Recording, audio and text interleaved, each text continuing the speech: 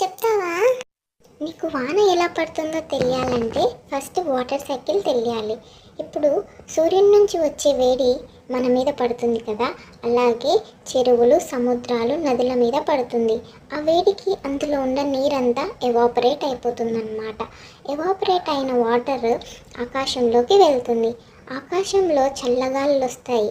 అక్కడ చల్లగాలుల ద్వారా ఆవిరి నీటి బొట్లలాగా తయారవుతుంది. అవి ఒక్కొక్కటిగా కలుసుకొని మేఘాలు తయారవుతాయి. మేఘాలు తయారై పెద్దగా అయినప్పుడు అవి వాటి బరువును మోయలేక మనకు తిరిగి మళ్ళీ నీటి బొట్లగా మనకే ఇచ్చేస్తాయి. వాటిని మనం వానగా చూస్తాం. ఈ వానను మళ్ళీ నదులలో, చెరువులలో, సముద్రాలలో పడి తిరిగి మళ్ళీ నేలలో కలిసిపోతూ ఉంటాయి. దీన్ని వాటర్ సైకిల్ అంటామన్నమాట. ఇలా మనకు వాన పడుతుంది చిట్టి తల్లి. అర్థమైందా?